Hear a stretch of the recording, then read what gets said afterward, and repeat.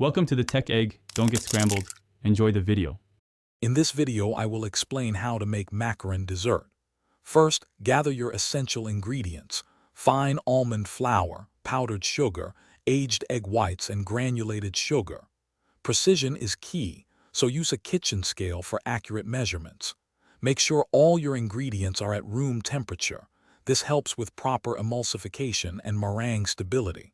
We'll combine these carefully to form the perfect macaron batter. The meringue is the heart of your macarons. Start by whipping your aged egg whites until they form soft peaks. Gradually add your granulated sugar, 1 tablespoon at a time, while continuing to whip. Keep going until you achieve stiff, glossy peaks that hold their shape when you lift the whisk. This process creates the stable base needed for those iconic macaron feet. Be careful not to overmix. Now for the macaronage, the crucial step. Gently fold your sifted almond flour and powdered sugar into the meringue. Use a spatula to scrape down the sides and fold from the bottom up. Mix until the batter flows like lava, allowing you to draw a figure 8 without it breaking.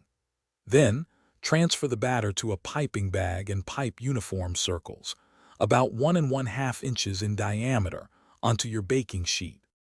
After piping, let your macarons rest for 30 to 60 minutes, or until a skin forms on top. This prevents cracking. Bake them in a preheated oven at 300 degrees Fahrenheit for 12 to 15 minutes, rotating the tray halfway through. Once cooled, fill them with your favorite ganache or buttercream. Remember to check the description for a link to the Owala water bottle and other great deals. Enjoy your delicious homemade macarons. Thanks for watching. Consider subscribing if I helped unscramble your problems.